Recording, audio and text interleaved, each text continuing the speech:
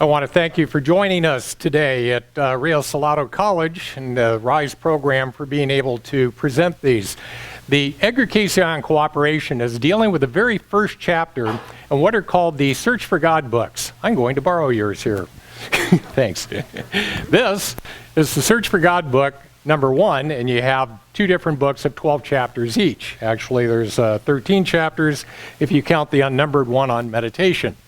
But the very first chapter on cooperation is one that the Cayce reading said they could spend 6 months being able to go through and study and work on and apply over and over again to be able to make everything else work out for them in the long run. So these chapters are not given in order by random chance. These are done in a specific order with cooperation coming first in order to be able to work together better as a group.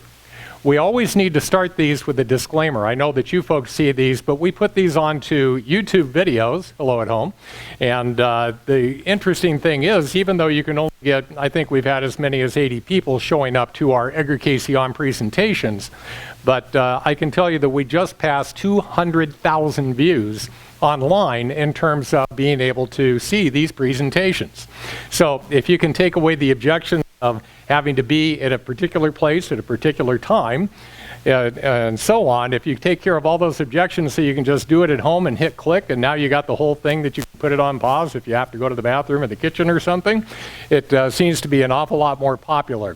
So with the disclaimer here, what we're trying to clear, not only to you because you see it all the time, but for those people that are viewing, that what you are getting is not an official representation of the Edgar Cayce readings. Have I been studying these for decades? Absolutely. But just like it is when you're trying to read the Bible and give an interpretation of Bible verses to other people, you're always going to get the interpretation or filter of whoever it is that's bringing it. In this case, you're so lucky to have the Gospel according to John Schroeder. So, the best thing that could actually happen is if you are listening to what you see up here today and you have any questions that come up, I certainly invite you to ask questions. But on the other hand, at the end, you'll actually get an email address and I will be glad to send you the exact Cayce readings that were used to develop this. I'll even send you the PowerPoint as a PDF file if you want that. So we really do encourage people going ahead and doing their own research on this. But you're going to get an overview of it, as I said, from myself today. So let me go ahead and start with the first of the PowerPoint slides here. And this actually comes from an ARE website dealing with Lesson 1, cooperation. So we're trying to talk about what is the essence of cooperation. And these are the things that are going to go into greater detail as I go on into the chapter. So we're allowing God to live and operate in our minds. Now, my mother was very well known in the organization. She passed away in July of 2008. And I can tell you that one thing right there about allowing God to live and operate in our minds was a thing that she and I had a conflict on over and over again. And that is, first of all, she was raised Roman Catholic. She was smart enough to not do that to me. No, I'm kidding. Actually, the Cayce readings say that all of the information in the readings is provided to make you a better Catholic, a better Baptist, a better Mormon, a better Muslim, a better Jew. So it is not intended to be a religion in and of itself. It's intended to make you better at whatever it is that you're already practicing. Well, in her case, she had really had it driven into her that we are a very sinful type of individual. And therefore, what we need to do is, you hear this thing like, let go and let God. And she would say, if I could just figure out how to get out of the way and let God come through. And I'm going, I beg to differ. I think God wants us square in his path. And by that, I mean in his path, in harmony with his loving ways. In other words, that we are willfully choosing to accept his loving ways for our own. That's what makes all the difference. If we just got out of the way, wouldn't we all be robots? He could have done that easily and said, everybody's going to do exactly what I want. Have you ever run into a boss back in the working days of your life who thought the definition of cooperation was everybody doing what I tell them to? How does that work for you? Not very well. And I think God has found that the best way to run the universe is to say, if I'm going to give you free will so that you will willingly accept my ways for your own, you know what's going to happen? Not very good stuff all the time, but overall it turns out to be a very, very happy ending. So I really think that we are here to be able to accept God's loving ways for our own as we allow him to live and operate in our minds in that manner. Making our will one with God. I'll have some drawings later on, but basically there are two different things we can do. It's very digital in this universe. You can either make loving decisions or you can make selfish ones. Cayce was asked one time to give a description of what compared to the unconditional love of God, and then compare that to the most heinous act of mankind. He says, give a description of what the distance is between those two. His answer was very surprising. He goes, it's just under. Just under. And you're going, Adolf Hitler? I mean, how in the world do you sit there and think of some of the people that have been so horrible in our history, and Adolf Hitler or Joseph Stalin, just to pick World War II? We have so many others, but let's start there and say, how can we say that that's just under the love of God? Well, first of all, you have to be able to determine, how do you say that one sin is worse than another? How, if we're talking about cheating on your taxes, speeding on the freeway, compared to murder or child molester, something like that. And you're going, well, one has to be worse than the other. Well, actually, if you're looking at it digitally, it's either you are one with God or you're not. Now, I can tell you how we can measure one sin and how bad it is compared to another in the way that we see things from our finite perspective. And that is, how long does it take us to overcome that and to go back into God's loving ways? Because both of them put you out of accord with God's love. But one of them is a little harder to get over than the other if you're trying to take two things and compare them. It's a little easier to quit cheating on your taxes than it is to quit killing people if that's what your thing is, if you understand. And you understand what that really does tell you is that one of the worst things that we do to ourselves is an addiction. To become addicted to something, because once you have that, that's one of the hardest things it takes for us to overcome in these lives. So every one of us is addicted to something, and trying to make our will one with God when we have gone out there and chosen to become addicted to something else, wow, that is a real tough thing to get over. So, next one down, to let our every action be for God and from God. And again, if I'm just making a big circle saying here's the totality of choices, and then I draw a line right in the middle and I say this is love and this is selfishness, we want every one of our choices to be above the line. Now, one reason that I use that analogy is to be able to make it clear that there isn't just one choice. When Jesus would say in the Bible that the straight and narrow path, I think that throws us into a situation in which we think there is only one correct or right answer to any kind of a problem out there. But that's not true. There's an infinite number of answers. When we can go out there and say, have you ever seen where there was more than one answer that would actually accomplish good in this world? How about when we're born and we go, okay, am I going to become a teacher, a politician, a mathematician, a scientist, whatever you're really brings joy to your life? That is the free will that we have to exercise, and there's an infinite number of choices that we can make that God says, go for it. Whatever makes you happy and is a win-win for everybody you encounter is going to work for God. So when we're talking about let our every action be for God and from God, does not mean that we're limited to just doing this one thing. I want you to get really happy with the idea that you have total free will and still an awful lot of choices to be able to have a happy life with. To be at one with God. Now, that, again, very digitally speaking, we're talking about that every choice that we make is not made with a selfish intent. To be at one means that we are making choices that are always above that line, and therefore never making a choice in which one person or side comes out ahead or at the expense of another. And then finally, to understand the creative force flowing through us. If there's one thing that I guess I've really, in all of my studies about different religions, especially with this concept that God made us out of the dust of the ground. Instead of God separating himself into an infinite number of souls, that God, put some clay together and breathed the breath of life into us, and that's when we became a being. And that, in fact, it's called ex nihilo. I should ask the nun. Ex nihilo. The concept in Catholicism is that we were made from nothing. That God created us out of nothing, not from him, because Cayce's very clear that God made us from his consciousness and his perfect image.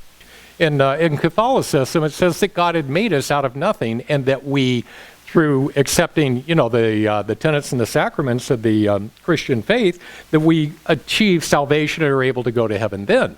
So that's a real important thing to understand, that the creative force is already flowing through us. It's not something that we necessarily earn. We were born that way, and we've forgotten it. And now we are figuring out how to get back to the at-oneness with God again. So again, in cooperation, these are, well, actually, it's just half of the things, because there's more. On the other side of this, it's what is the essence of cooperation, and that's to be an active channel where God's blessings flow through us to others. There's such a representation of this in nature, that there is the cycle of life that as plants are able to give off the fruit, or even after they die and go into the ground and provide nutrition, as do we as humans. When you do ashes to ashes, dust to dust, there is a cycle of life that is just inherent in the universe. That you are always, if you are with the flow of things, that you are being a channel of blessing. Every time we exhale, we are feeding the plants in the world, right? With the carbon dioxide that comes out of us, and they exhale, and they have oxygen going along with it, is a beautiful example of that. So to be an active channel isn't just limited to what we can do in the physical, what the physical body does. It's when you're able to go out there and encourage others, to love others, to be friendly with others. Are excellent examples where you have the fruits of the Spirit just naturally emanating from us. To consider the needs of others. Now, it's always a difficult one. I know it does not mean that we are to allow ourselves to become a doormat. One of the more common words that we use in this day and age is to enable somebody else, in which they have an addiction. Do we wind up enabling them to be able to carry on with their addiction? Are we really doing them any favors when we do that? And the answer, of course, is not. So to consider the needs of others goes way beyond just, I'm going to give everybody everything I have, and it doesn't matter what happens to me. That's absolutely not the truth.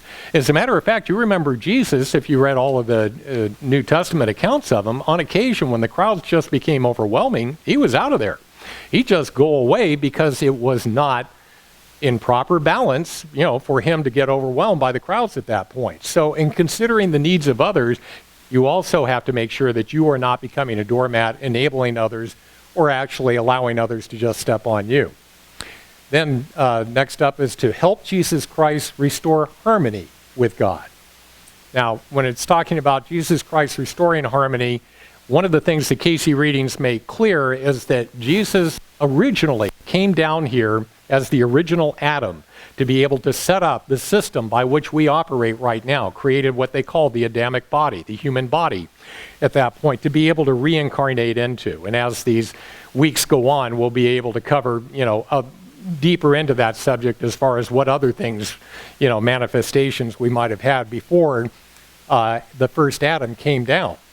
But to help Jesus Christ restore harmony with God was to set up the Adamic body and the process of reincarnation, an infinite number of chances for us to be able to keep coming back in subsequent lifetimes to be able to learn. If you want friends, you need to be friendly. If you want love in your life, you need to be loving. It's really easy for us to see that here in 3 dimensions. It's not so easy when you don't have time and space anymore. Because when you don't have time and space, you know why that's hard to figure out? Because nothing's connected. It's all happening to you at once.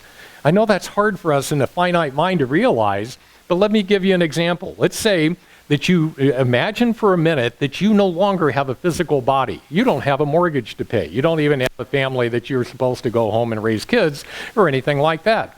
And you go get involved with a group. And this group, as happens, you go out there and you start to have a conflict with one or more people in there. And you're going, oh, I don't like these people. I'm out of here. And you go to the next group, and guess what? That same exact pattern manifests all over again.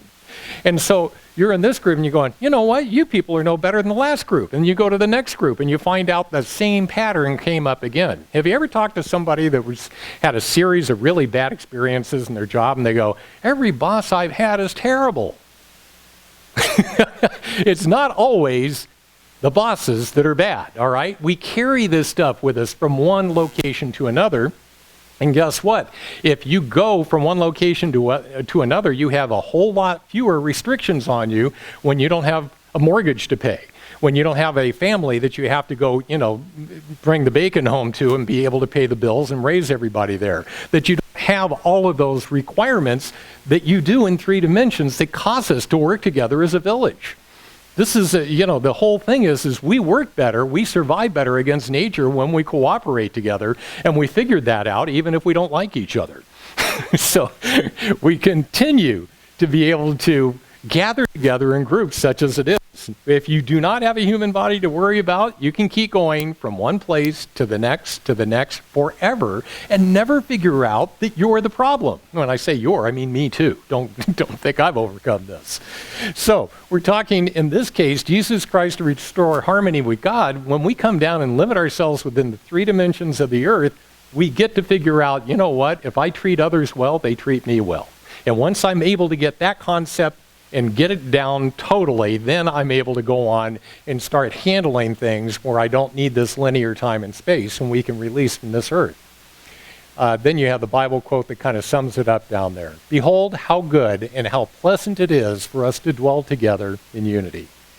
Because if we can't really figure that part of it out, we're going to be stuck here for a long time. If there's one thing that the Cayce readings emphasize that I think it makes it so unique, so perfect compared to the other theologies that I've studied out there, it's that it doesn't matter whether it's Christianity or Judaism or Muslim or Hindus or Buddhists, it doesn't matter. They're all saying if we handle everything right here, we can go on to a much better life someplace else. The Cayce readings are exactly the opposite of that. They say if you want to go to heaven, you can figure out how to bring that right to you, right where you are, right here on earth. You don't have to go anywhere. And you know what? Until you can figure out how to make sure that you have heaven manifesting for you right here, right now, in front of you, regardless of the circumstances, you're really not going to be in heaven. This is the thing that just inverts that entire pyramid that says we keep working hard to be able to get to heaven, and in fact, heaven is within each and every one of us. And the Cayce readings are very clear on this, and therefore, in that Psalm 133, verse 1, talking that when we dwell together in unity, it's a wonderful thing. This is an actual picture taken from the park and how birds have cooperated together in order to be able to get water in the middle of summer. I don't know if you can pick this out, but it's got the ADA approved lever right here in which this bird, using the leverage, is sitting on that handle, turns the drinking fountain on so that the other birds can drink. I think it's fabulous that you can see nature out there adapting to what humankind has provided in order to make sure that everybody is taken care of with something like this. So I think cooperation is shown in just about every aspect of our lives. I love that picture. Okay, now, as it is with the Edgar Cayce readings, all of them are assigned a number. If this number was applying to an individual, this allows them to remain anonymous. In this case, and you see 262, that refers to A Search for God book. All of the readings that were given for the A Search for God book chapters was given a reading of 262. This one, -1, means it's the very first reading that they had provided. There's about 130 of them altogether for the 24 chapters that are there. I put the date afterwards so you can see that the first reading was given on September 14th of 1931. So what you're seeing here in the top, I have given the emphasis in terms of the bolding and the underline to be able to give emphasis to the points I'm trying to out here. So question 7 of reading 262-1 says, outline for us the steps which we must take that we may become more of one mind, that we may be of the greatest influence for good. And then the answer, as should be for each to learn that first lesson as should be given unto others. Let all dwell together in mind as of one purpose, one aim, or first learn cooperation. So as I started the entire presentation here, Cayce was very clear about the fact that cooperation is the very first lesson that we need to start with and apply in our lives in order to successfully work together to accomplish that greatest influence of good. You have to wonder some of the, I love to do this myself in terms of being able to give an application for this. I had I don't have to go into the business, but I had a business partner way back in the early 80s when I was first becoming self-employed. And also a general manager that worked for the partner that I had back at that time. And the partner's name was Eric, and the general manager's name was Larry. And I never had trouble being a supervisor, a boss, or a partner with other folks, but I really had problems with these two. And what would happen is that they were not meant to be less than directly supervised. I don't know if you've ever run in and seen, what does a self-employed person look like if they're successful? Well, they don't need somebody to constantly tell them every day what it is that they have to do and to what standard. And both Larry and Eric had a similar problem that if you told them what to do, they could do it. But if you're a partner or you're saying, hey, I told you to go run that thing, and then they don't follow through with it, now you have a general idea of what problems I was having in working with these two. Anyway, what's interesting is that in my earlier years, I did a lot of research with psychics. As you can guess, if I was interested in Edgar Cayce, I would talk with other psychics and ask them. And there was one that was actually pretty good. And in fact, it was a woman, and she had such a waiting list, it took about 8 months to get an answer back to your questions along that. In the meantime, everything had kind of gone to pieces with Eric and Larry, and I went ahead and separated myself from them, and then I got the answer back in this psychic reading after those 8 months. And oddly enough, the person, even though I hadn't followed it up with anything, in the psychic reading was able to tell me, well, you have already taken care of this. However, gave me some information as far as where do these problems or these challenges with cooperation come up. And it seemed like I was able to be a good boss with other people. If other people didn't do what were doing what these two did, I'd give them a chance or two, try to correct them. If it didn't work, say, you know what, God bless you, move on, because you're really not fit to do a good job here, and obviously you can't be happy with it either. But here's the interesting thing. Said, need to tell you what happened in past lives between you two. Back in the Atlantean times, you all grew up together. You weren't in the same family, but as you were growing up, he said these two went to work for you and actually were, key people within your organization. And as the years went by, people came to you and said, did you know that your two key people here are doing things on their own? For instance, like boxes that would fall off of a truck, or, they'd start accepting, deals on the side and stuff like that. And they would tell me, and I go, I don't believe you. My friends wouldn't do that. And then when indisputable proof came to me, the answer in the reading is, you did not handle it very well. And being very nice about it. I actually literally keyed into this. These were back in the Atlantean times. I keyed in that I had them killed. And I mean that, and I'm going, boy, that was a real interesting experience for me, because if you ever want to go out there and start casting aspersions against other people, and you're going, oh, I think we've all been there at some point. And I had to realize that I was that, kind of a person at one point in my soul development. I had to realize that I can't cast aspersions against anybody else just for where they happen to be on their path at that time. Anyway, what was interesting, she said you duplicated, not that I had them killed every time, but that duplicated the pattern over and over again, that these two would go to work for me and they would start doing their own thing on the side that they shouldn't be doing. She goes, however, there was a lifetime in India in which you were indigent.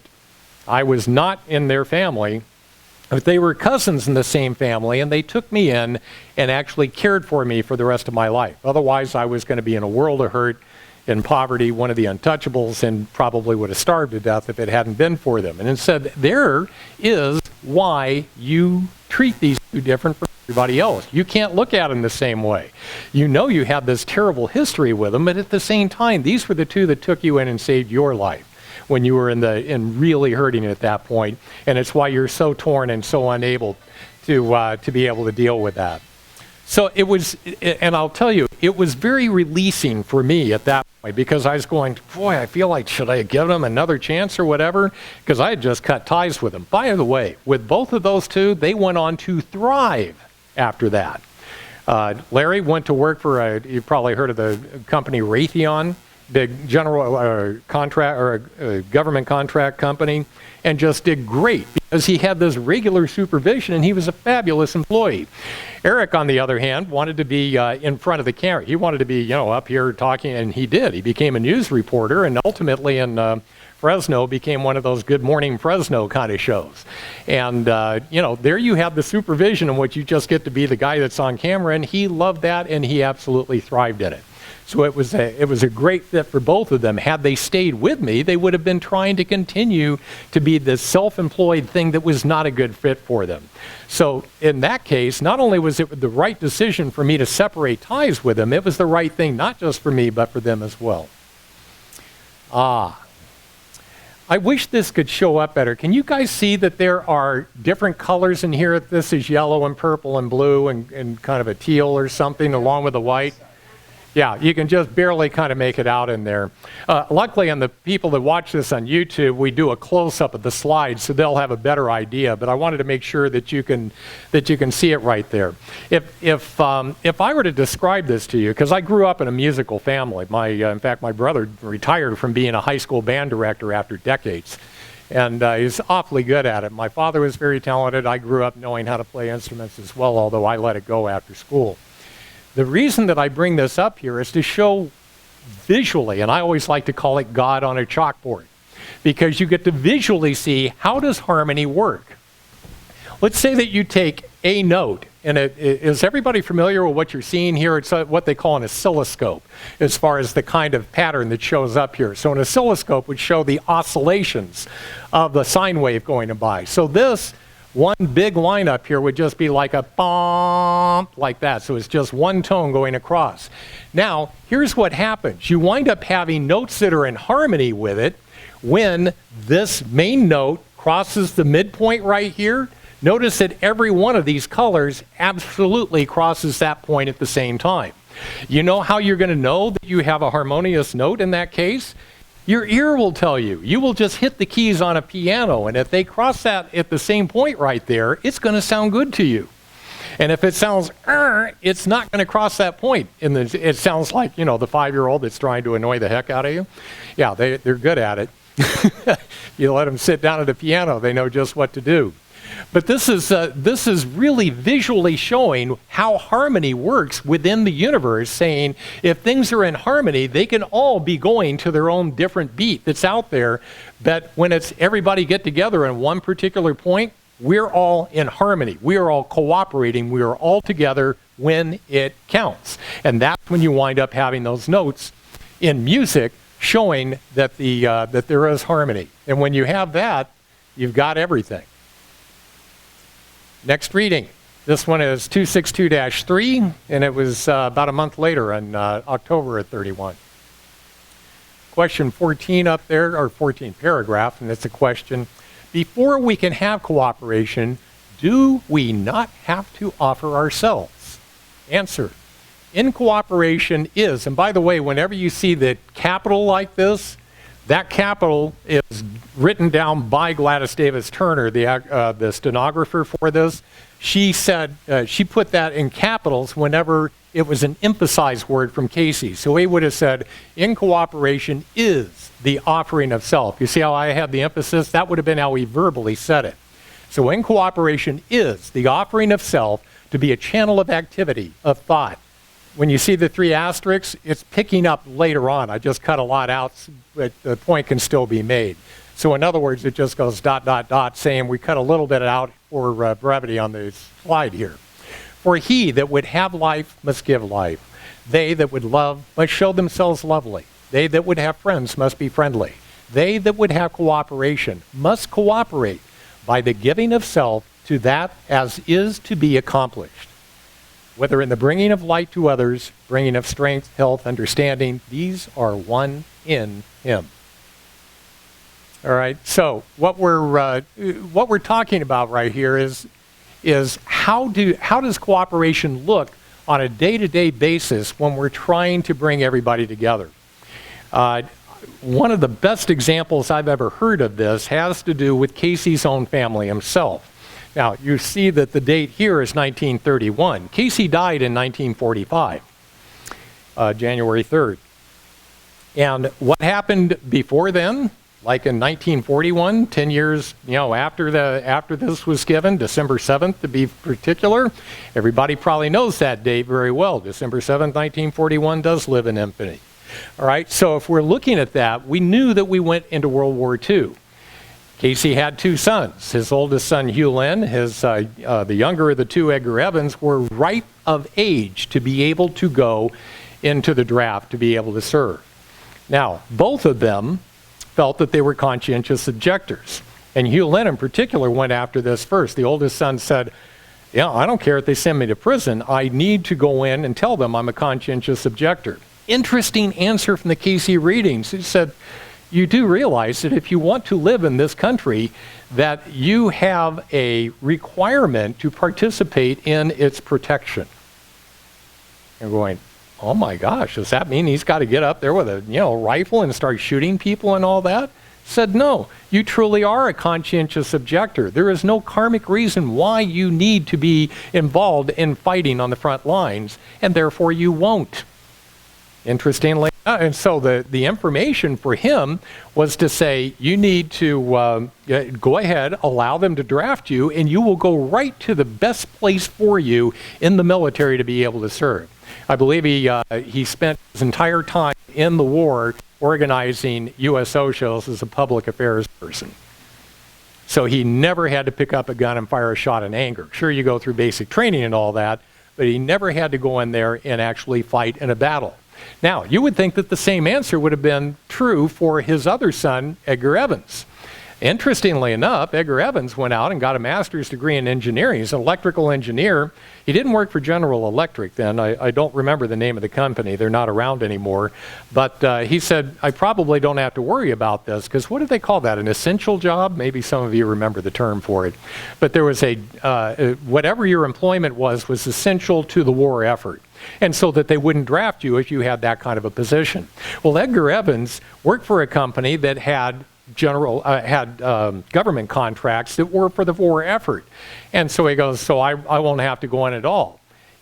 Edgar's reading for him said, you must go volunteer to enter in this moment, because getting in there right now will give you the opportunity to pick the kind of duty that you want, and you will escape the problem that's coming up. Your company is going to accept contracts in which you are going to be making offensive weapons, weapons that go kill other people, and you are going to be designing that, and you don't want to have any part of it. So if you go volunteer right now, I think he spent the entire war running a power plant for an island in the Caribbean. That was his job for World War II. Another person that never had to fire a shot in anger. I don't know if you know, I actually spent almost 14 years in the U.S. Army Reserve. I never had to fire a shot in anger. In fact, what's funny is, when did I get in? 1975, right after Vietnam was, the last helicopter flew off. You know when I decided to get out? About 6 months before Desert Shield started. Now, did I know the Desert Shield was going to start right then? No. But I said, it just feels like I should get out. I don't really need to go put in I didn't need the $400 a month or whatever the retirement was. It wasn't much, because I was never full-time. So it wasn't going to be much money, and it was just not appropriate for me. And then when I got out, the person who took my place got activated and spent 18 months in Kuwait and came back with chemical problems. Not that he was hooked on drugs, but like Agent Orange would cause, he had cysts throughout his body and has been fighting that sort of thing ever since. So I luckily was able to avoid all that.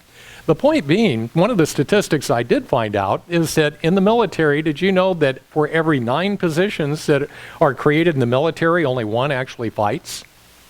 Interesting. 8/9 of the military is not out there on the front line shooting the other guy.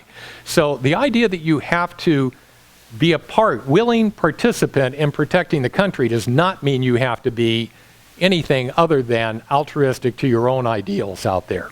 So if other people have karma in which they have to go and be one of those 1 out of 9 that are on the battlefield, God bless them. And you give the support to your country that you can. But notice that Cayce's reading was guiding each one of them. Hugh Lynn to do USO shows, Edgar Evans to be able to run a power plant on a Caribbean island. You're able to be able to offer or be a part of the support if you're in cooperation and not trying to pull some kind of shenanigans out there. Here's an interesting shadow description of what cooperation can do. I mean, it doesn't take long in order to be able to look at that and go, wow, they figured it out, and look at how they were able to get through it all. I wonder how many times we don't run into this with other people in our lives. I remember one of the things that used to get to me is I would get calls all the time. Not that you still don't, I just hang up on them now when I get telemarketers. But I remember I would be this, charity and that charity. And in the mail you get them, and it's just all the time out there. I'm going, how do you really know which one to be able to help?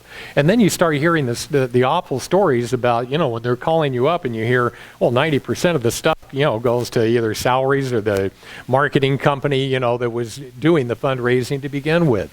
So I was getting very disappointed with all of our altruistic efforts out there. And then I heard about one, it's a fascinating approach to the thing. It's called the Hunger Project. And I don't think I've heard of a company, a nonprofit organization that does a better job of meeting all the agendas out there. The Hunger Project goes into third world countries, and let's say India. India has a number of programs to be able to help all these rural villages that are out there.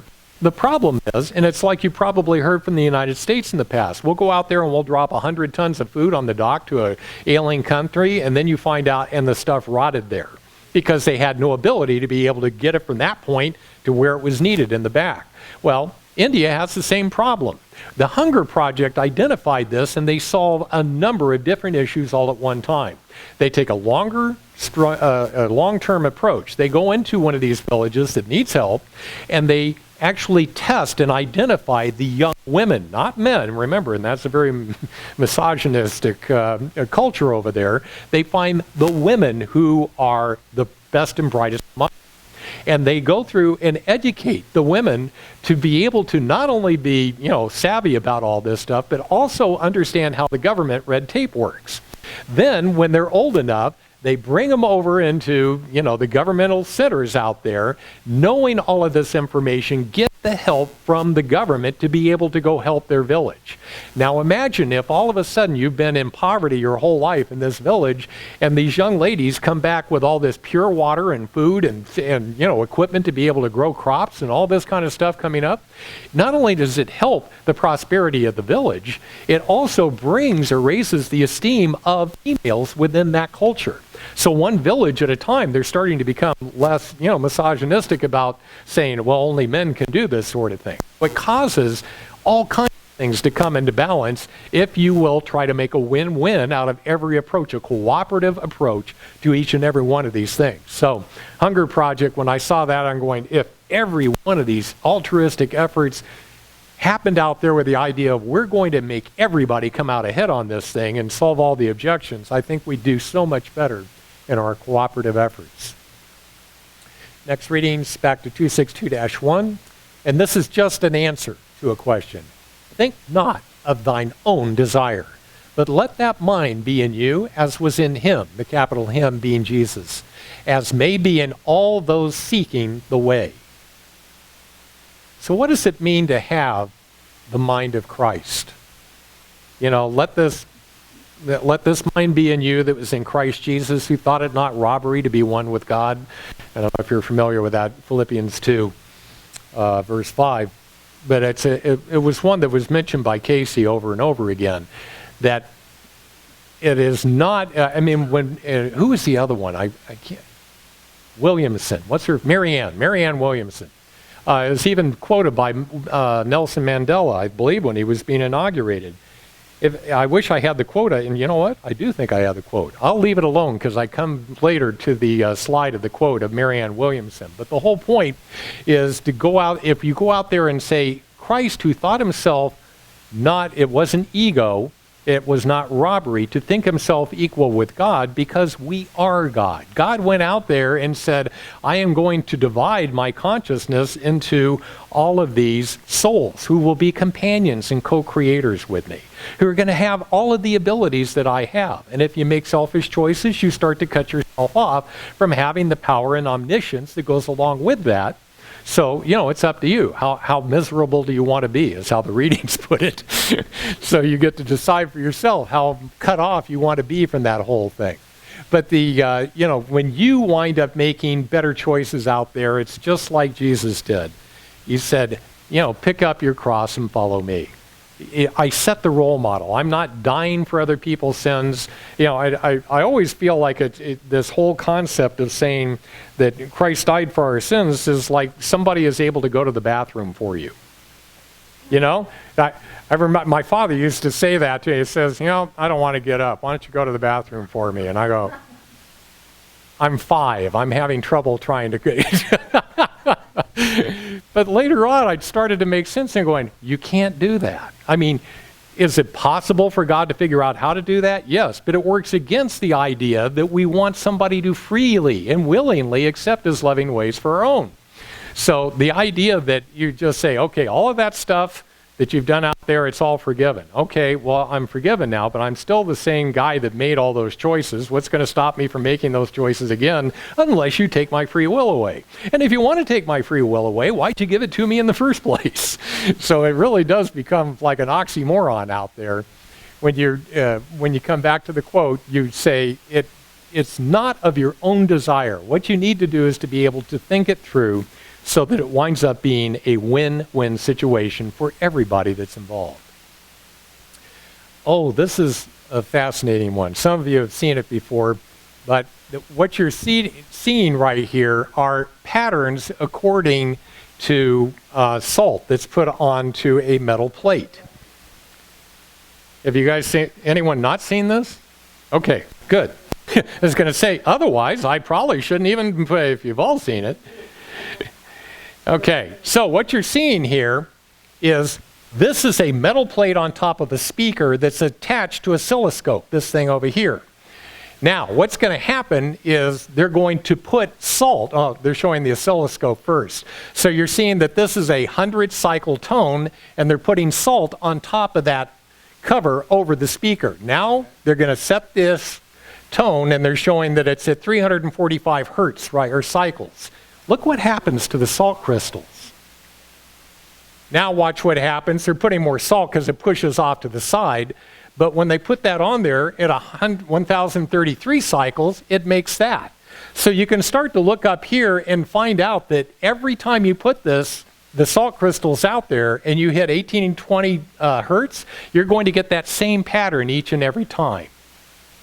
This is like the God on a chalkboard again.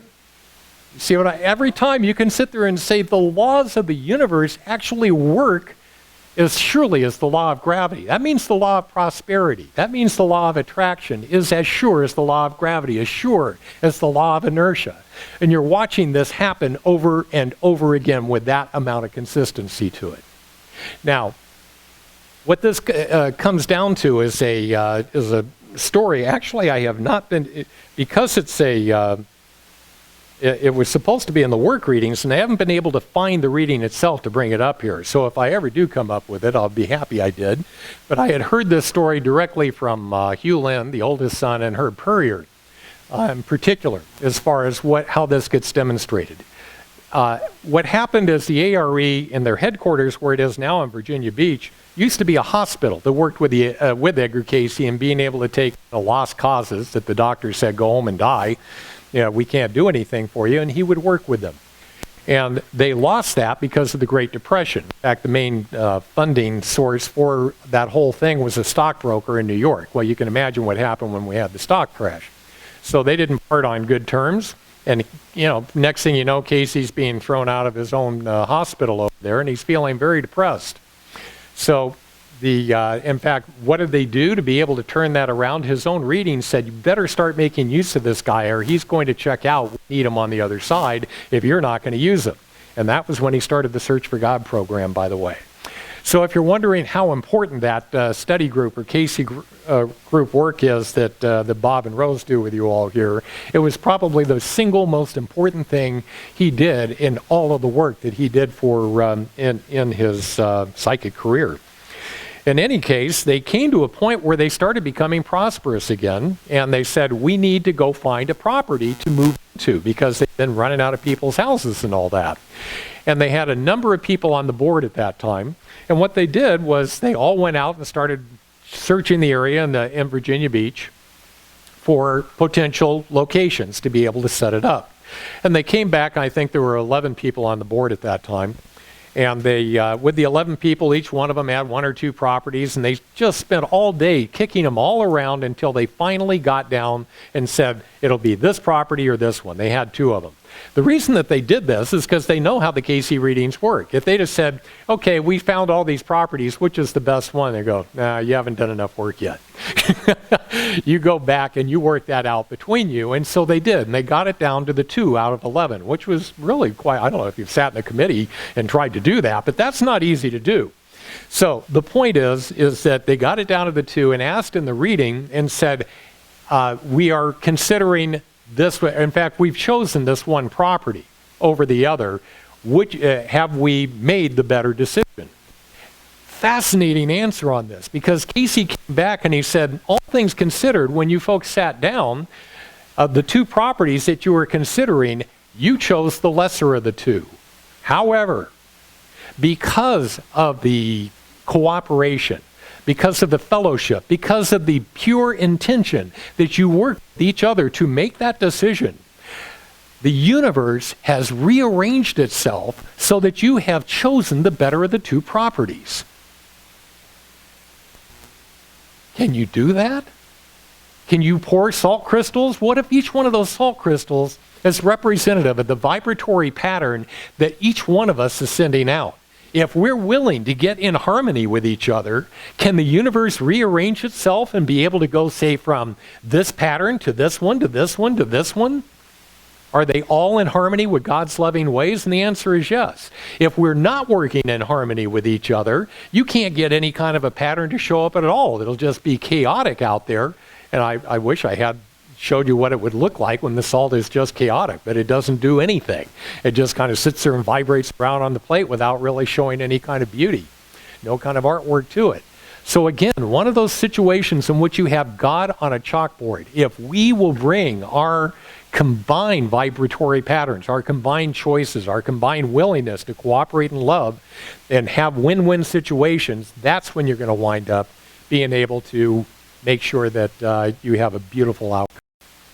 Answer 23. So in other words, it's part of an answer to a question that was already posed. As ye seek, ye shall find. As ye knock, so it will be opened.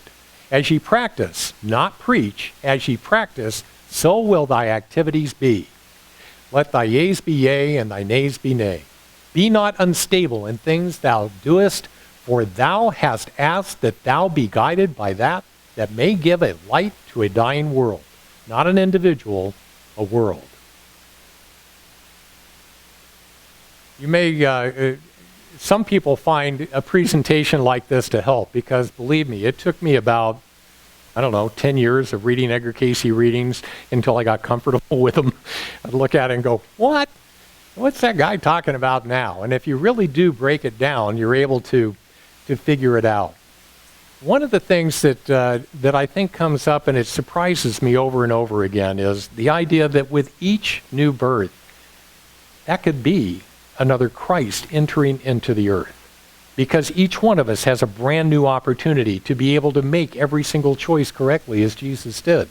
Now, according to the Cayce readings, Jesus came down to the earth and wanted to help. There were a whole lot of souls that were entrapped here already, and came down to be able to help all those souls be able to figure out what they had done wrong and release from here and be able to be free to go about their business again. And he too got entrapped, is kind of enmeshed, entrapped into 3 dimensions on the earth. So Jesus messed up too. As I don't know if you've ever been through it. In fact, Cayce was asked, how many lifetimes did Jesus have in one incarnation or another on the earth? And the answer was 30. We know about 12 of them. Here's an interesting question that was asked. He said, what were the most important incarnations of the soul Emilius, was the actual name, soul name for Jesus. What were the actual incarnations that were the most important for the soul Emilius? And he goes, And Cayce's answer was not precise. It was really making it clear in another direction. He said, as humankind would count such things, or as soul development was measured. Two very different things as far. We got 18 lives we don't even have names for because we wouldn't know who they are anyway. They're probably not recorded in history, whether it be in the Bible or history books or whatever. So there's 18 lives like that. There were 12 that were. If you're not familiar with them, Enoch, Melchizedek, Joseph, the coat of many colors, Joshua, are just a few of the well-known names that you would have heard back in that time. All right, so Jesus came into those lifetimes and was learning to become the Christ. In fact, the readings refer to him as Jesus who became the Christ. So he came down here with the best of intentions. I don't know if you remember in the 40 days of fasting just before Jesus went on his 3-year ministry, he was out there fasting and he encounters Satan, if you will, Lucifer, and I would say, his own selfish past, in which he's trying to make sure that he has overcome making selfish choices. And the interesting thing that was being brought out to him, I don't think that Jesus went out there and got caught up in wine, women, and song. Okay, the rest of us do, but he didn't. And I think what happened when you come down as he did came from elsewhere with this mission of being able to help save everybody, and you walk in, you go, there's a new sheriff in town, and if you will just do what I say, you will be saved. Everybody needs a savior, and I'm going to be yours. I'm overplaying it, but I think you get the idea. If you come in with that kind of an attitude, no wonder you can wind up being entrapped. And so when Satan's out there and he puts them up on the hill and he says, you see all that? Just with a wave of your hand, you can have them all do what it is that you think. Have your will be the law of the land out there. And he said, get thee behind me, Satan. That was his answer to the thing. That showed that he had overcome this thing of, I'm going to show you guys what to do, and you do what I say, and everything's going to happen right. Interestingly enough, Cayce never did verify this, but I have a strong feeling that if Cayce had been asked, he would have verified that a past life of Jesus would have been the Pharaoh Akhenaten. You ever heard that name? You've actually heard of his son, Tutankhamun. Okay, so Akhenaten was the father. Akhenaten was the first of the Egyptian pharaohs to believe in a monotheistic religion. In other words, there's one God. First one. Walked along, said there's one God. And you know what else he did? When he came in, he blew everybody out of the water, and he took everybody that was into it for themselves. You know how you have the government guys that go, hey, you want a driver's license? Well, pay me $100 and then you can get one. That kind of thing. I'm just trying to give you an idea of, he went in and just cleaned up the town and said, all of you people that are doing these things incorrectly, we're all going to do it by edict the way I'm telling you to. And you know what? That entire land started to prosper almost immediately. Worshiping the one God and saying that everybody needs to have a win-win situation. We're going to cooperate, we're going to love, and this is what we're going to do. And he did it by edict. And it worked. The idea was everybody started to prosper and everything was coming around. And you know what they did? They killed him. They assassinated the guy. So the people that he had forced his will against out there, because they were putting the $100 in their pocket, and they go, I don't like this. We need to get this guy out of the way. And guess what? If we get him out of the way, his young son is going to need a regent anyway. I don't know if you're familiar with that term, but the regent was the one who called the shots until, King Tut could have gotten old enough to make his own decisions, but they would have been the regents at that point. So they killed him, and within a year or two, everything had gone back to the chaos that it was in beforehand. What does that tell you right there? You can't legislate morality. You can't go out there and pass edicts and think you can make it short-term changes, but you can't make people do something sustainably in perpetuity by force, by coercion. It just doesn't work that way. And so when he did overcome it, and he was sitting there tempted by Satan, if you will, going, and you can pass the legislation. It's no mistake that Jesus didn't come in as a politician. Okay, if you think about it, he came in and he said, follow me. If you like what you see here, follow me. He had overcome all of those problems that he had had in the past because he was Jesus who became the Christ. So the idea is that we figure out, each and every one of us, in our own free will, how to be able to deal with it. And Akhenaten was just an outstanding example of what happens when you go out there and try to legislate morality, because if without winning the hearts and minds of everybody, you know what's going to happen. It's going to go right back to the way it was when you don't have your thumb over everything right after that. Milton Friedman here is a well-known economist. The quote from him says, "Whenever we depart from voluntary cooperation and try to do good by using force, the bad moral value of force triumphs over good intentions." Kind of a tongue-in-cheek way of being able to put the same thing that I was talking about earlier with Akhenaten. It's an interesting way to discuss it. I'm going to go into this probably in greater detail, but an excellent example of this is prohibition. And you think about prohibition, there we were, we actually passed a constitutional amendment that said that, you know, you can't sell alcohol for anything but medicinal purposes. That's funny. Alcohol's medicinal purposes was allowed. But that was what was up against. And then it didn't even last 15 years until everybody agreed, we need to get rid of this. And trying to figure out how it actually came to be and why everybody eventually agreed that it needs to go away. I'm going to cover a little bit deeper later. But if you want to talk about a case where we legislated morality, they actually asked Cayce in a reading, is it okay, I mean, is it all right for people to drink? Should we be passing this law? And Cayce's answer was, the country's already decided that it's going to drink. It's a matter of whether you want to make criminals out of them for that choice or not. And so, okay, fair enough.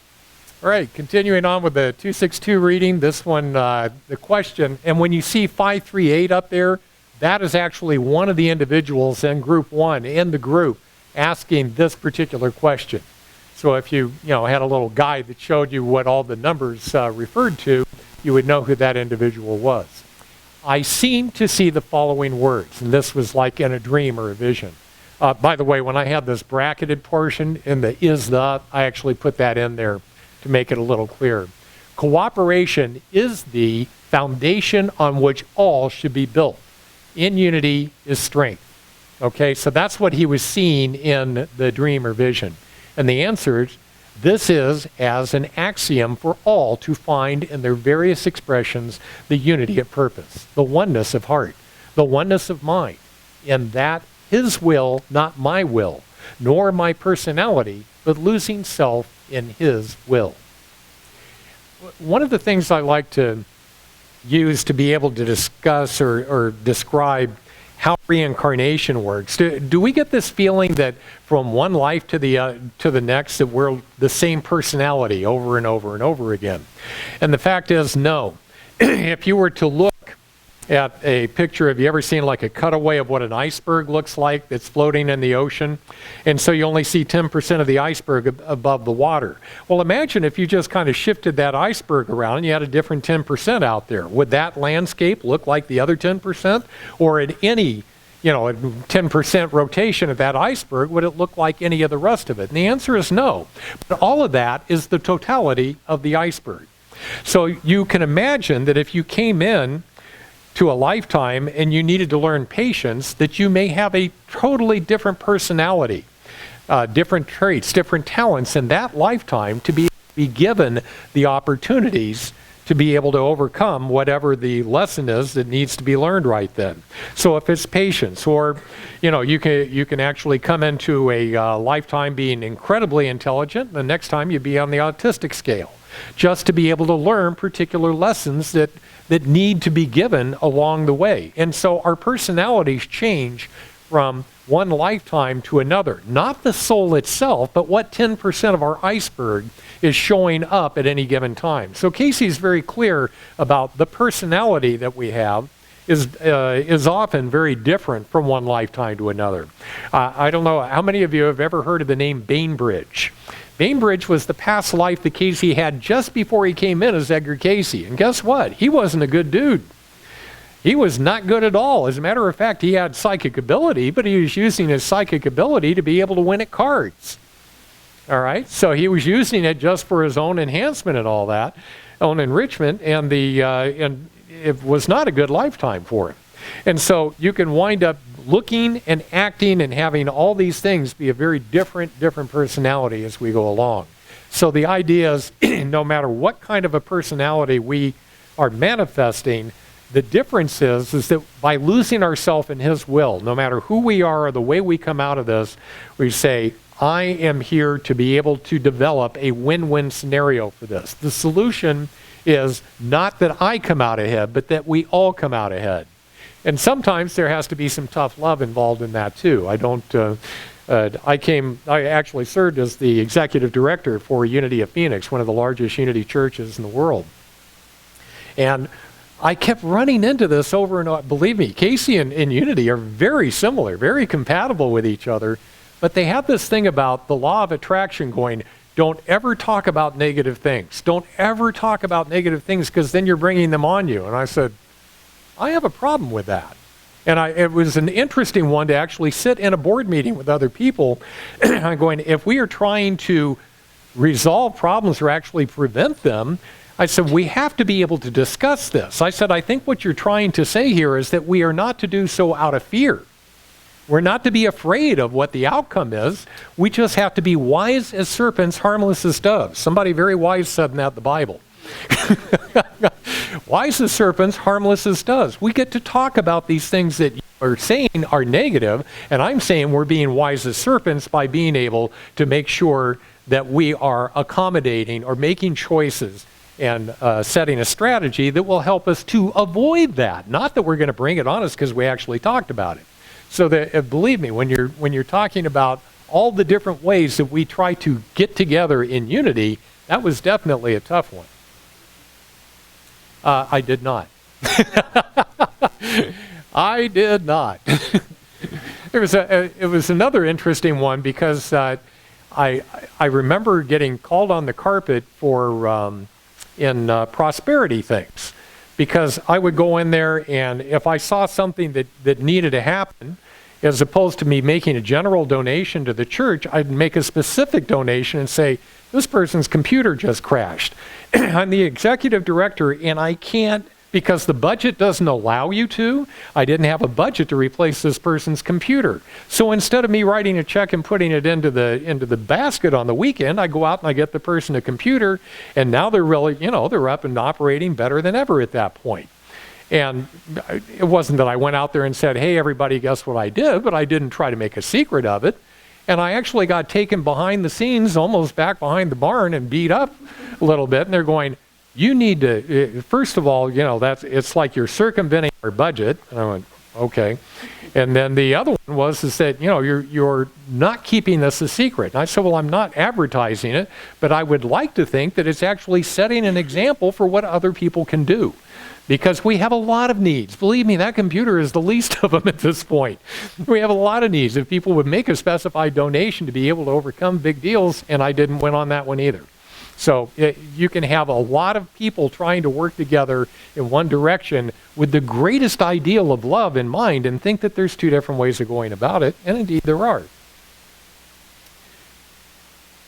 262-1 still. And it's an answer to a question. Cast not pearls before swine. You probably remember that from the Bible. Neither be thou over anxious for the moment. Wait ye on the Lord. For, as has been promised, he that seeks shall find. And ye will ye will receive each of you powers from on high. So the problem that we have when we become impatient with things, and believe me, I think one of the greatest examples of this is Moses. Here we are talking about Moses, who is in charge of the chosen people, the Israelites, the Jews, and all of the things that apparently happened back in that time to be able to free the Jews from enslavement in Egypt. And Moses is definitely leading these people, and I definitely believe was hearing from that inner voice, from the God within, to be able to guide him in everything that he did in that point. That's also the same Moses that you would read about, who said, let's go down there and kill everybody and take all of their assets and enslave anybody who's left over. You're going, why do I think that isn't what God told you to do? Well, that one just never sounded right to me. And then I started to think, how in the world do you take somebody who is in such contact with God and is guiding him in so many things, and yet he comes up with a solution like that? This to me was aberrant. It was just awful to be able to hear that. And I'm going, how do I reconcile that? And then I thought, actually, I took it into a meditation and I got it loud and clear. Said, okay, what do you imagine God said if they were looking at Jericho? Remember, because he went down, he said, let's go ahead and make the walls crumble and we're going to kill them all and enslave them, take their assets, because this is our promised land. And so that's what was supposed to come up. Now, there's Moses asking for guidance, and God saying, you know what? My people are people that you want to be your neighbors. Go down to Jericho and introduce yourselves. Let them know what kind, loving, gentle neighbors you are, how good you're going to be for the economy, and how all of you will all prosper, and to give you a chance. Let's test the waters and see how to make that work. And eventually, this will become the promised land that I've told for you. Because all of you will be of one mind and in one body at that time. They'll all see how great it is to be part of the Israelites.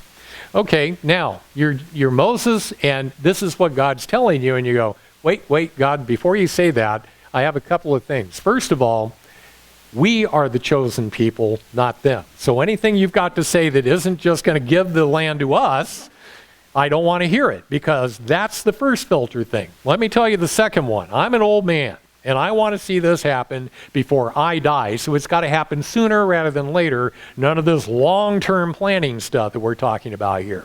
So if we know it's got to happen quickly, and it's only going to be us who persevere to be able to take over this land, now tell me what you got. Now, can you tell me that God couldn't have said everything that I just did that was kind and gentle and friendly and great fellowship and cooperation there in the beginning couldn't get filtered into, well, the only thing we can get out of that is we got to go knock the crap out of them and take all their money and kill their people. I mean, that's exactly what you can see being filtered in there at the end. So when I'm thinking of that, coming into more current times, I don't know if you've ever heard this about Adolf Hitler. Do you remember when, as time went by in World War II, that he always seemed to hold his arm in like this? You remember that, and you would see him, he'd be like this. They are assuming that it was Parkinson's. Obviously, we don't have any medical records from back in that time. But can you imagine that Cayce was asked, is Hitler a good guy or a bad guy? And the answer to that was he hasn't decided yet.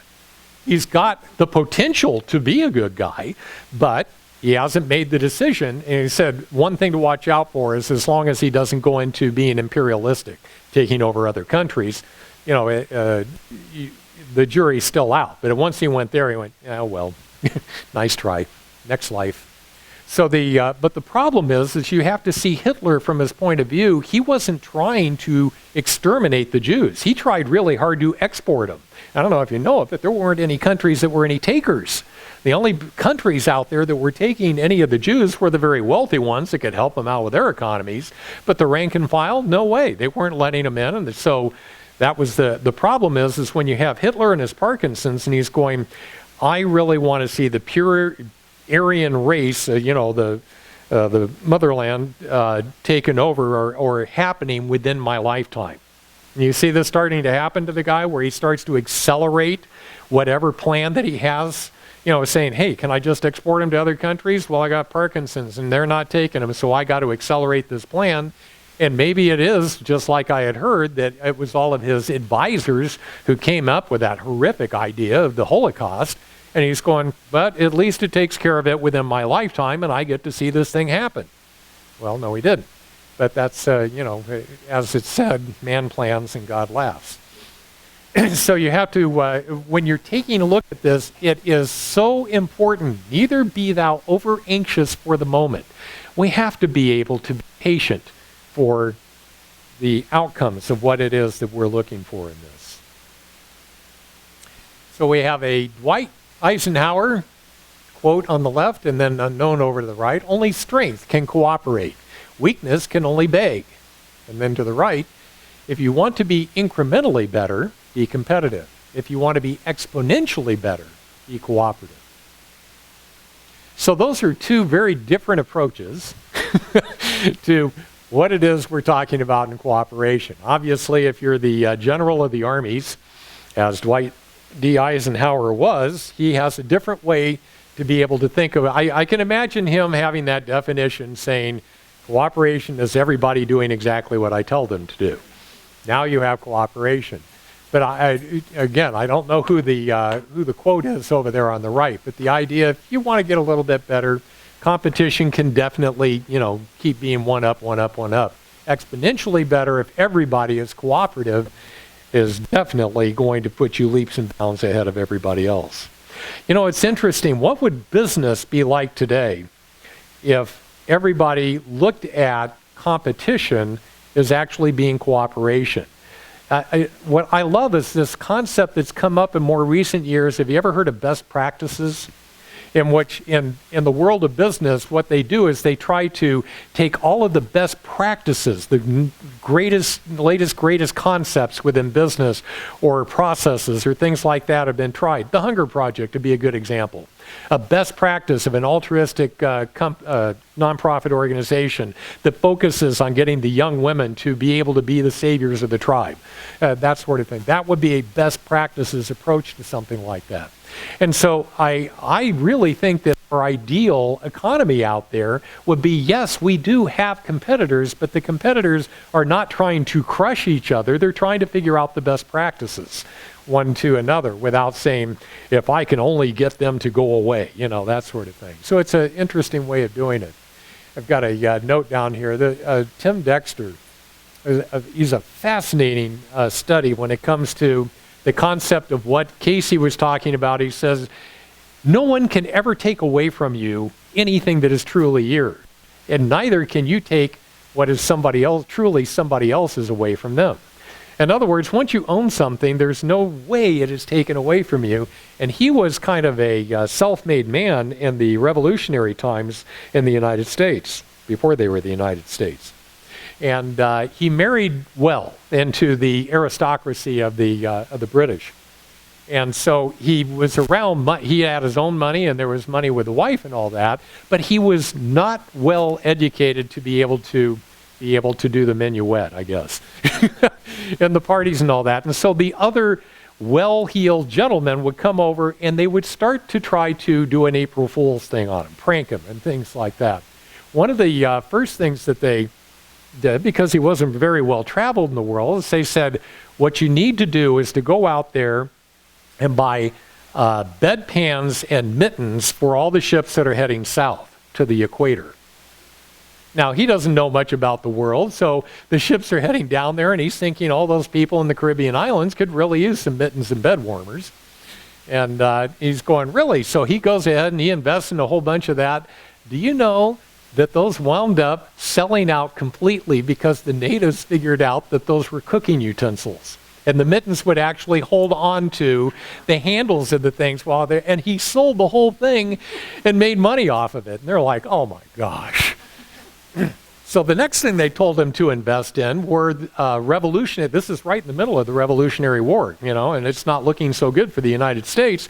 And they go, do you know that you can get those U.S. bonds in the secondary, not from the government, but from other people that have them when things are looking so bad? You can pick them up for like a nickel on the dollar, because nobody thinks the U.S. is going to be able to make good on it. He goes, oh, that sounds really good. So he goes out and buys a whole bunch of them. The next thing you know, the British go away, and they can make good on the bonds. So he makes 20 times his money on that investment. The best one was because he hadn't been over to Great Britain. You ever hear that saying, trying to, like selling ice to an Eskimo or bringing coals to Newcastle? Newcastle was like the coal capital of Great Britain. And they said, so they have all this coal that's coming over, I think it's out of the Appalachian Mountains, and it said, you need to get this coal, buy this entire coal shipment and send it over to Newcastle and go ahead and sell it over there. And he doesn't know any better. He thinks all these people are well-intentioned, and so he does it. He buys the ship, it goes over to Newcastle and lands at the exact time when all of the miners were on strike. You can't mess with somebody when the universe is on their side. He's such an incredible example of when you really have it and you're doing it with the best of intentions, it doesn't even matter what other people are trying to do to you. Boy, I put something in red. That must... I like that. The most interesting thing in life is self. Okay, I hadn't seen this in probably more than a year, so here we go. As self receives, so may self give. As may be termed in common parlance, the most interesting thing in life is self. Yet self must become null and void, as losing self in love for another. Yet self must have a part in the losing, as in the giving of aid to another. In the conducting of meetings where there is to be some special message received or aid given to an individual in the spiritual healing. Self is the most interesting. You know who this reminds me of? Are you familiar with Edgar Cayce? Boy, does he talk. I mean, what Cayce is calling self, he calls the ego. You know, and that the ego is just ultimately trying to exist. That's what it really wants to do. And as long as we think of ourselves as self, and this is how I interpret this, I interpret that self is indicating that we have a different understanding than we are part of the oneness of all things, that there is an us and a them. That's where it all starts. As soon as you think there's an us and a them, you got a problem. Because now you are not all of the same, you know, we are not all siblings together, and we just can't, I think, for instance, you can have a problem. They were talking about, and this is my note here about immigration. They were asking about in World War II that so many people from China or the Asian countries wanted to immigrate here to the United States. And they said, should we allow immigration of the Asian people over into this country? Interesting answer, and I haven't ferreted this through completely myself. He said, yes, absolutely, and be ready to give up about half of your country when you do it. Wow.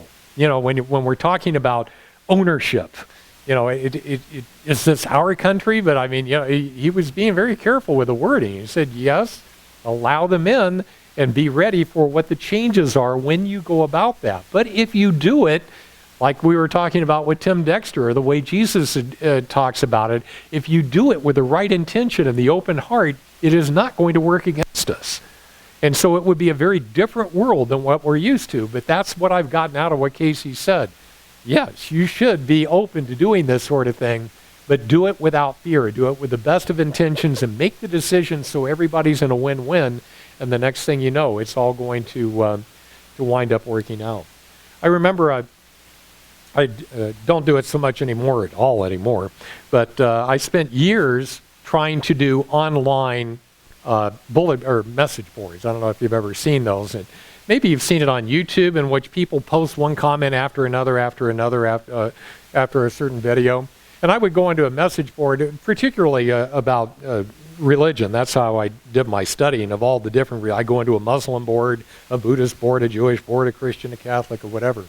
And would be oftentimes just sharing information, and sometimes you get into a debate about the whole thing.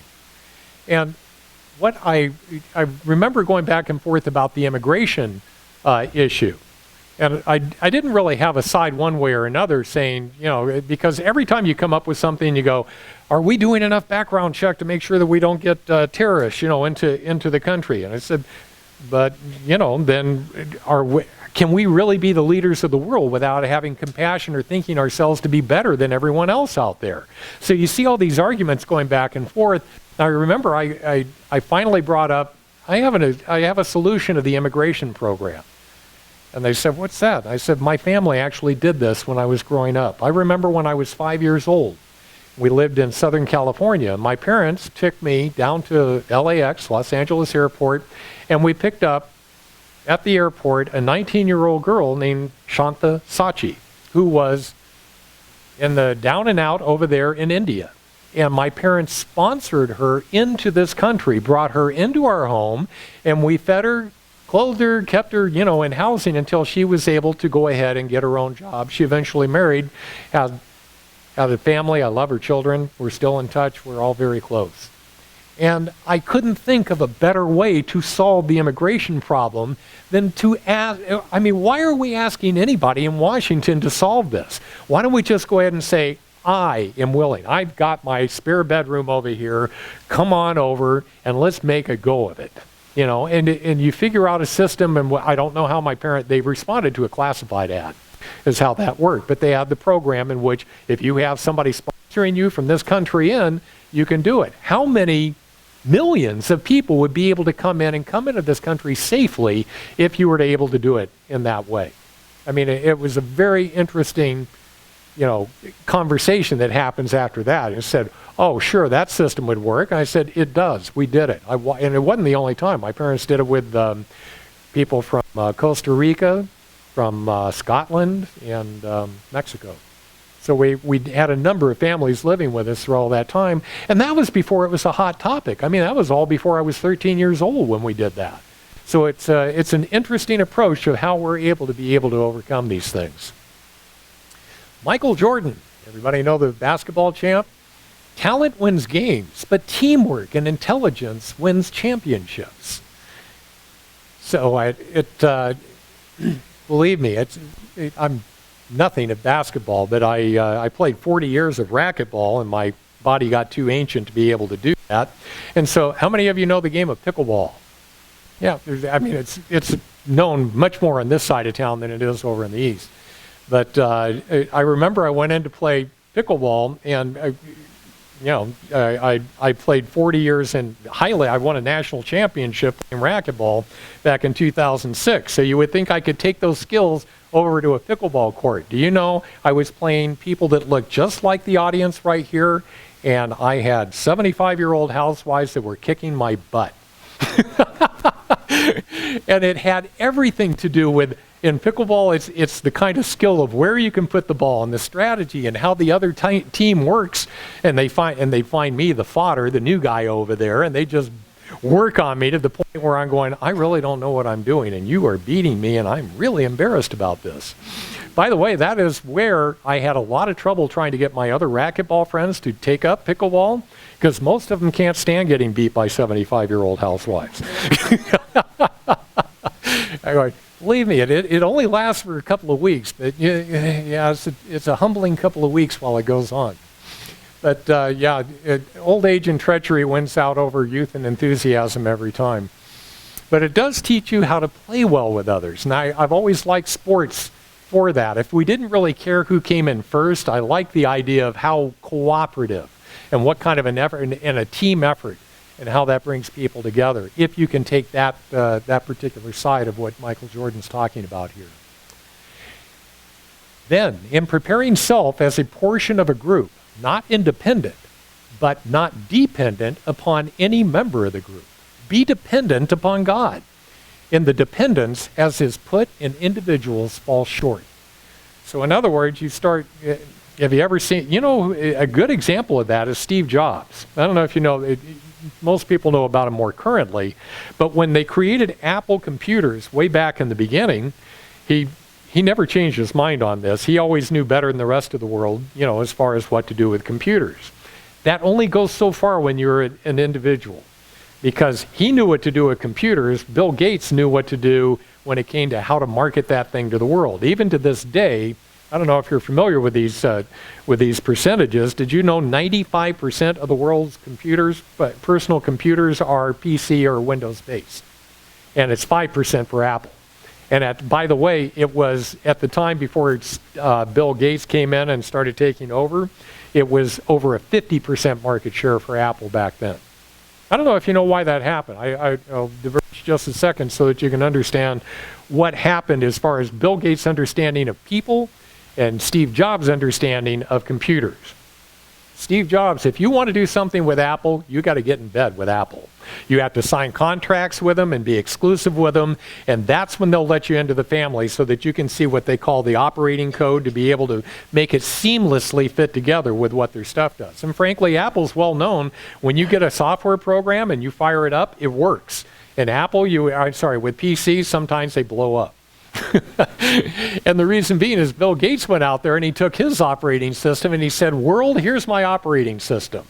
You go out there and figure out what programs you want to make fit into this thing. All right? How many people have heard of Word and Excel and PowerPoint? Tell me what the equivalents are in Apple. I didn't hear a rate. I mean, if you have an Apple, you can probably tell me, but 95% of the people in the world are going to go, what? And the idea is Bill Gates said, I'm going to create a system where everybody can be an entrepreneur and be their own boss out there. Steve Jobs is standing there going, he's Akhenaten. He's the Pharaoh Akhenaten who says, I am going to tell you how everything needs to be done and it needs to fit within these parameters, and I'll let you get wealthy, but you'll never be me. And that was really what happened to be able to make it blow up. Until he got away from that and came back at it from a different direction. I don't even know if you know this. Do you know that with iPhones and all that, they still only have about a 20% market? I mean, a lot of people think, oh, iPhones own the world. No, they're not even close to a majority. So they're probably one of the biggest manufacturers of a single product like that. But, Samsung's got more of a market share than they do. So the idea is in this, be dependent upon God instead of somebody like a Steve Jobs out there. When you approach it more like a Bill Gates, you're out there saying, I am putting the onus on everybody to be able to work together to make this thing work. And the next thing you know, you've got a 95% market share on the product that you put out there. Humans are always going to fall short if you put the dependence in there. How many of you have heard of the Aquarian Gospel? Aquarian Gospel is a book that, I think it's 100 years old now. But it has a story in it. It actually covers the lifetime of Jesus, in particular between the ages of 12 and 30. And it's a channeled work. And I don't try to profess that it's absolutely the truth through there, but this one story, it's not a parable, it's actually a story in the Bible of what happened that rings so true to me that I wanted to share it with you here. There was a woman that came to Jesus in one of the towns during his 3-year ministry and said, my husband's a drunk, and if he ever gets a hold of money, he spends it on booze as soon as he can. And our children are starving. We're constantly having to move from one place to the other. We have no stability at home. Can you heal him? And Jesus went with her. Goes back and they go, and the guy is just passed out drunk on a cot, and he goes over and he wakes him up. And he doesn't say a word about the man's drinking. He says, are you aware of what happened last night? And the guy's like, oh, what? And he goes, are you aware that on the other side of the village that there was a terrible fire and there were many families that are now homeless because of the ravaging fire that had taken place over there? And they're destitute. Nobody's picking up the ball to run with it. He goes, I need you to come with me and go over there and let's organize this thing so that we can get the homes rebuilt and the families back together again. And somehow the guy gets up out of a drunken bed like that, goes over, sees what the problem is, and you understand if you're omniscient and omnipotent, you can look and see what the skills are that the guy has right there. Never brings up being an alcoholic or how awful he is and what he's done to his family. He goes, these people over here need some help, and Jesus intuitively understood what this guy's skills were all about. He goes over there, and the next thing you know, he's like a general contractor, and he gets all the homes over there rebuilt, and he goes on with the rest of his life being a general contractor and never drinks again. This happens in about 3 or 4 paragraphs. I'm looking at that going, isn't this what we're talking about? We do not try. The human being is going to fall short. We're all going to sin, fall short of the mark. But you go out there and say, we're going to draw the best out of other people. You don't go in there and say you're a drunk. You go, these people need help, and you have the skills to be able to do it. And the next thing you know, you have solved the problem. Oh, we have some fun videos here. This is showing what happens when you have cooperation.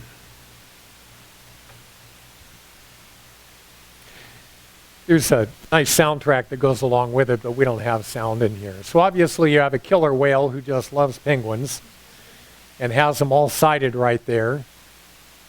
And he's ready to get a big meal. And in a cooperative effort, they were able to deal with that one pretty handily. Now you have a similar situation. By the way, these are all ads for traveling on a bus. That's where they came from. So the anteater is trying to get the one ant by inhaling. A little cooperative effort.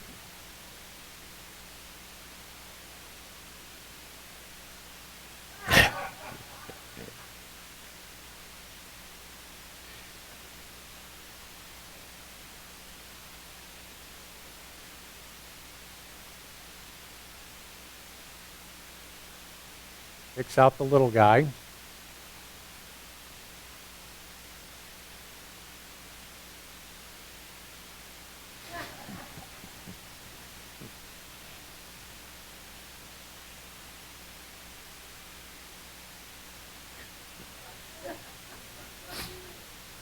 So it doesn't matter how bad the odds look. If we can work together, we can make that. We can make a real difference in the world. And the question: what lack we yet to cooperate? Yeah, I'm sorry. You're not allowed to change any of the wording of these. So this is how it came out. What lack we yet to cooperate as a group? There's some commas and missing in there or something. Beautiful is the cooperation of the group and purpose needs to be put into action. So in other words, the words that everybody talked about in the group around the circle, and everybody has another wonderful statement to add or a new vision or an anecdote or something like that, but obviously putting it into action is always something different. I remember I don't know if you're familiar with the Comedy Channel. It's on AM radio, so most people don't find it. But they just have comedians on 24/7 on this thing. And I remember a comedian going, anybody ever help the homeless out here? And you get, hear applause and all that. And he goes, I was pulling up to this freeway off-ramp, and there's a homeless guy there, and he goes, I thought, I got $1 or $2 in my pocket. I'm going to give it to him. And then the light turned green, and all the traffic went, and I didn't want to hold traffic up, so we went by. And he goes, but I felt good about myself for the rest of the day because I almost gave that guy a couple of bucks. And when I heard that, I just went right to this sort of thing, that we really have this purpose that we're here to do, but can we follow through and actually put it into action? Oh, yeah, this is what happens when one side is cooperating with themselves. I don't know if I've got the lines there on the top. You probably can't read it. This says racist, but I have the line up there, sexist. And what's happening, as you can see here at the end, this is another racist. All she's doing is showing Rorschach ink blots, which are nothing. You're just supposed to be able to tell us what you see in it. Obviously, this individual is seeing racism, sexism, bigotry, and homophobe all out of Rorschach ink blots to be able to see where they're coming from right there. And clearly, the person holding those things up is not taking an opinion or a side of it on one side or another. But I think you can find the negativity in anything that you see out there. have you ever done that, written an email to somebody and they come back like, what do you mean, blah, blah? I said, I didn't mean that at all. I don't know where you got that out of the wording, that I put in there. Or that I still teach a college class, and I've had some students that'll just come back to me after I've, given them feedback on the thing, and they'll go, well, I feel absolutely horrible, and it seems like you were just trying to make me feel bad over this whole thing. And I said, if you went back and looked at what I wrote and the suggestion I was making and just automatically assumed that all I'm trying to do is encourage the best out of you with this. I said, would you still feel the same way? And that's how I respond to each one of the students as that, because I don't know how to tell them this. You got 25, I have 2 classes that I teach, 25 students in a class. I don't know you. This is online. It's online. I have no idea who you are. How can you think I have isolated you and I'm trying to make, your life miserable? There's no way that could happen. And so I'm doing this not because I need the money, but because I truly enjoy being able to teach and pass on what I've learned over the years. And this is not cooperation a natural result when self is lost in the ideal. This, cooperation, is a natural consequence of self-service, self-sacrifice, self-bewilderment in him, not losing self in him. Being the channel is cooperation. Being a blessing is it in action. You have to, when you wind up being a channel, I'll tell you, this is another one that I always had trouble with in Unity. In every one of their Sunday services, they would have a meditation. And in meditation, you've probably been in Bob and Rose's classes, when you have the meditation and you go in and you raise the spiritual energy within, and then you release it to, loved ones, the troubled areas of the world, or leaders, etc. And in unity, they would sit there and go into this prayer, then a silent time of meditation, raise the vibration, and then they go, amen. Anyway, I feel like I've just, don't I have to exhale after I've inhaled in order to be able to pass this on over and over? So being the channel is being willing to meditate and raise the energy within you. Being the blessing is being willing to pass it on. Not just in passing the white light on to everybody else, but to actually live it and apply it in our lives. I've seen this on t-shirts. It's just such a, the beatings will continue until the morale improves. Thank you for your cooperation. I mean, to me, when people see this, they wind up laughing. But what is the seed of truth in this particular poster or t-shirt or wherever why is this funny? It's because how many times do we know people that will just continually berate or go after, until the morale improves? I remember when I was at a business one time and an electric company was coming in and they were moving some cable, high-powered 440 cables around. And the guy goes in there and he's getting ready to make a tremendous mistake. And I walked up to him. I said, that's the hot panel you're messing with, not the one next to it over there.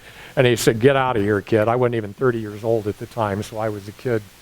And he goes, I know what I'm doing. And he went over there, and the next minute I hear this, it was an ungodly, curdling scream. He got hit with 440 volts. And it threw, luckily he was wearing, he had insulated channel locks, he had rubber gloves on, he was on a fiberglass ladder, and he survived it, but it threw him off of the ladder and smashed him into the wall, and his supervisor comes in, and he comes to, and he goes, don't you ever do that again. I'm sorry. Anyway, oh yeah, he's going to jump right back up on that ladder. So when I think of the beatings continue, I said, what's our natural reaction but to come back out and do something just like this, even when it's very inappropriate to go about it? Oh, an example of bad teamwork. This is yet another video.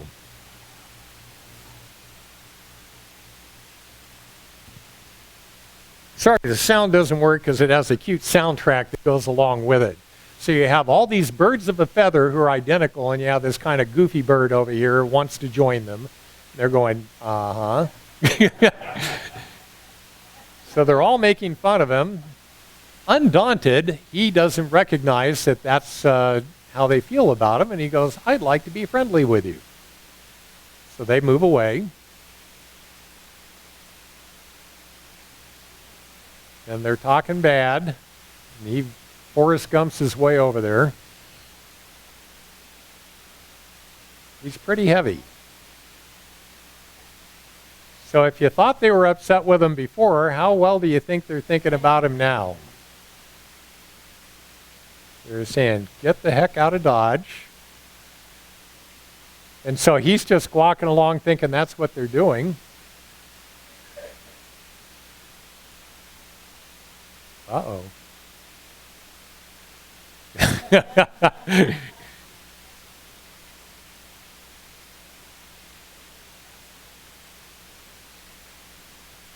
And he can't figure out for the life of him why they're doing this to him.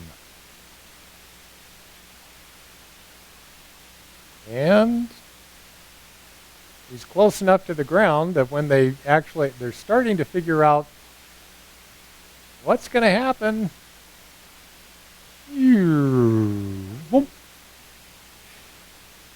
So he was so close to the ground, there's just no problem on his end. And here they come.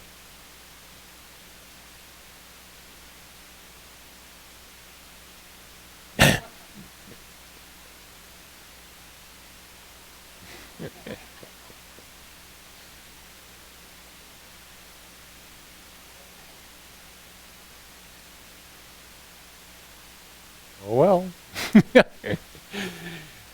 Okay, I think we're in our last slide or two here. How can we as a group get in accord with those that are aiding us? Open thine hearts to those of the unseen forces that surround the throne of grace, beauty, and might, and throwing about self that protection that is found in the thoughts of him. the whole idea here is making sure that our attitudes and emotions, in fact, in the Cayce readings, they have this whole thing called the library series, in which they have books on various subjects.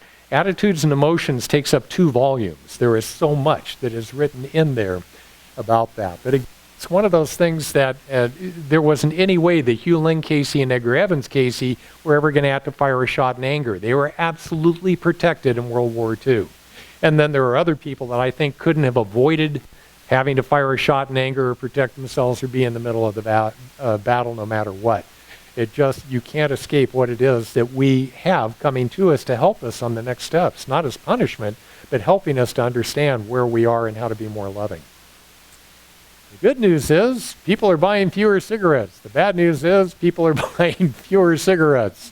And you wind up having, the tobacco thing. They had such a tax thing going on with cigarettes that they actually started having budget problems when people were smoking so much less.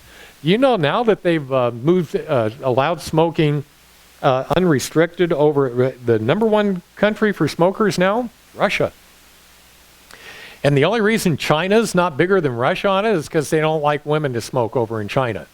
So culturally speaking, if they could double the population that could smoke, China would be more than Russia. But and by the way, their court system wouldn't allow anyone to sue the tobacco companies, because if you're smoking, you know what the story is.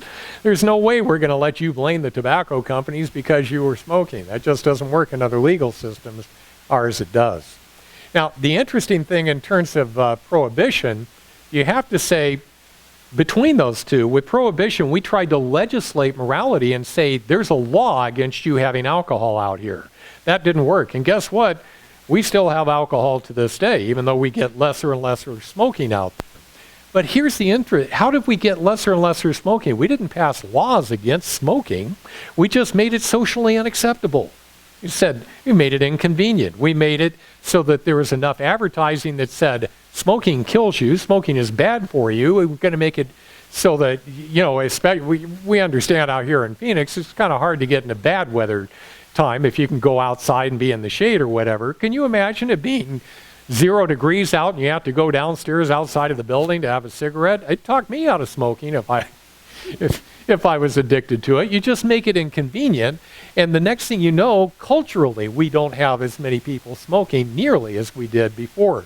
In terms of drinking, we had a law against it before, but guess what? We started this Don't Drink and Drive campaign. I don't know if you know it, but the drunk driving numbers are way down from what they've been. They hate to say that because they don't want you to know it's actually working, because they think, well, people will drink and drive again. I don't know why they think that. But that's that nobody wants to talk about what a success that trying to culturally make these things happen works. How may I best cooperate? Give thy best to him. And the only question here is, why don't we do this?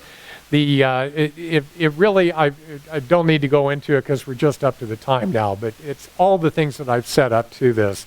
Our impatience very often is one part of it, and the rest of it is we keep thinking that we're losing something, as in money or status or whatever, and we can never lose anything that's truly ours. And we are right there at the time.